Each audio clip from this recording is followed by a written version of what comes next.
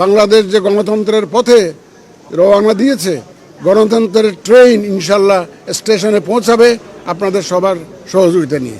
আমি বলবো আপনারাই বলবেন কি পাতানো নির্বাচন হচ্ছে এখানে, আপনারাই বলবেন। এটা আমার বলার দরকার নাই, তো আমার বলার দরকার নাই।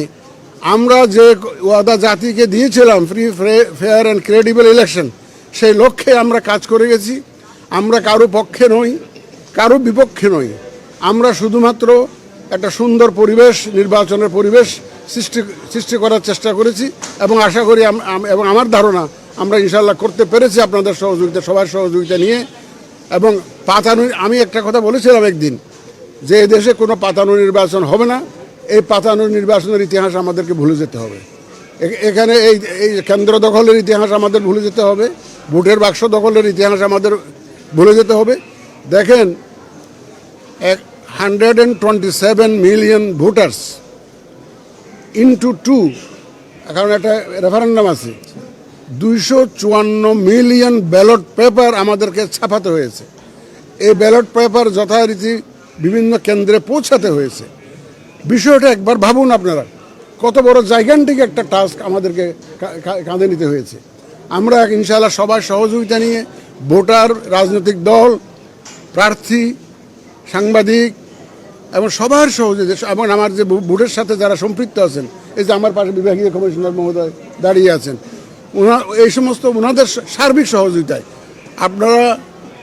আমি অনেক ডিসি সাহেবের সাথে টেলিফোনে কথা বলেছি, বিভাগীয় কমিশনার সাহেবদের সাথে কথা বলেছি, গত রাতেও কথা বলেছি। এটা আমার শিডিউলের বাইরে, আমি শুধু খোঁজখবর নেওয়ার জন্য, যাতে বুঝে যে সিইসি ইজ মনিটরিং হিমসেলফ। এই জন্য আমি ডিআইজিদের সাথে কথা বলেছি, অনেক ডিসির সাথে কথা বলেছি। শুধুমাত্র একটা ইনস্ট্রাকশন দিয়েছি, আমাদের মাননীয় বিভাগীয় কমিশনার সাহেব আছেন এখানে আমার পাশে, সাক্ষী দিবেন উনি, নাহলে কিন্তু হাসরের দিন দায়ী থাকতে হবে। আমি বলেছি যে আপনারা কারো পক্ষে কাজ করতে পারবেন না, কারো বিপক্ষে কাজ করতে পারবেন না। আপনারা প্রফেশনালি এবং নিরপেক্ষভাবে কাজ করবেন। আপনি সাক্ষী দেন, সাক্ষী দেন, ওনাকেও আমি বলেছি যে এবং আপনি শুধু নিজে নিরপেক্ষ থাকলে হবে না, আপনার অধীনে যারা আছে, আপনার নিয়ন্ত্রণে যারা আছে, তারাও যাতে নিরপেক্ষ থাকে, সেই জন্য সার্বিক প্রচেষ্টা আপনাকে করতে হবে। এবং আশা করি ইনশাল্লাহ, দেখেন 17 লক্ষ লোককে 100টায় গাঁথা, আমি আগেই বলেছি, অত্যন্ত জটিল একটা কাজ। তারপরেও আমি বলবো, আমরা যেটুকু করতে পেরেছি ইনশাল্লাহ, এটা অত্যন্ত করুণাময় আল্লাহ তাআলার দরবারে শুকরিয়া আদায় করছি। উনি আমাদেরকে, আমরা অসুস্থ হয়েও যেতে পারতাম, যে পরিমাণ কাজ আমাদেরকে করতে হয়েছে, তা কিন্তু আল্লাহ তাআলা আমাদেরকে এ পর্যন্ত সুস্থ রেখেছেন। এবং আমরা সবসময় আল্লাহ তাআলার সাহায্য চেয়েছি, আমরা যে হেফাজত করুন।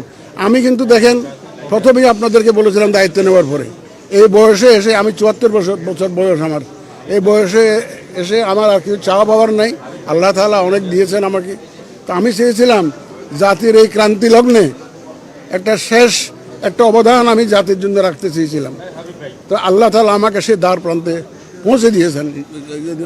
এখন বাকিটা ইনশাল্লাহ সুন্দরভাবে, একদম সুন্দর সফলভাবে সমাপ্ত হবে, এই আস্থা আমার আছে।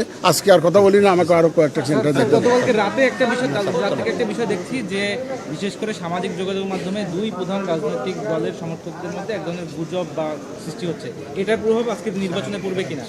ভাই শুনেন, আমি একদম আপনাদের মনে আছে, আমি প্রথমেই বলেছিলাম, এই যে সোশ্যাল মিডিয়া এবং এআই জেনারেটেড কন্টেন্টস আমাদের জন্য 1 নম্বর একটা থ্রেট হবে। এটা কিন্তু আমি প্রথম থেকে বলে আসছি।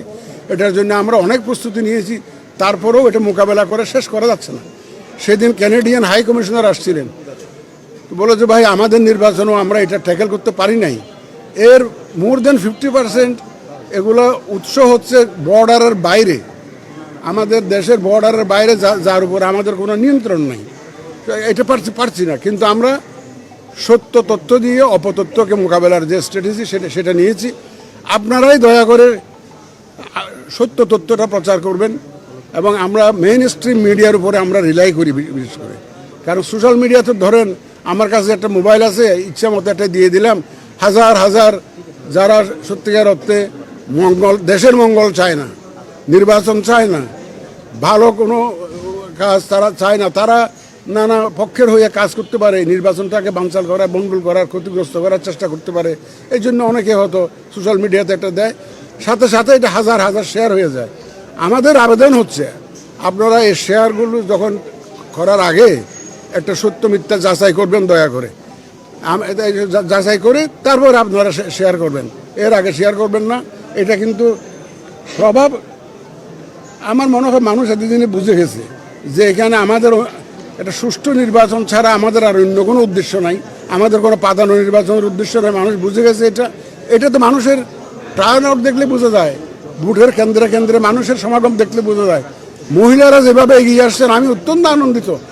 আমি গ্রামে বিভিন্ন সেন্টার দেখেছি টেলিভিশনে, মহিলারা অত্যন্ত লাইনে সকাল থেকে ভোরবেলা থেকে পঞ্চগড়ে ভোরবেলার কুয়াশার মধ্যে মহিলারা লাইন দিয়েছে পঞ্চগড়ে। আমাদের ইয়াঙ্গার জেনারেশন, আমাদের যে মহিলা ভোটার্স, এটা আমাদের শক্তিতে রূপান্তরিত হবে ইনশাল্লাহ আজকের এই ভোটে।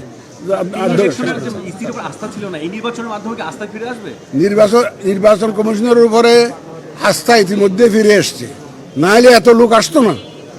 ইতিমধ্যে আস্থা ফিরে আসছে, বড় দলগুলো তো আস্থা রেখেছে, মুখে যায় বলুক না কেন।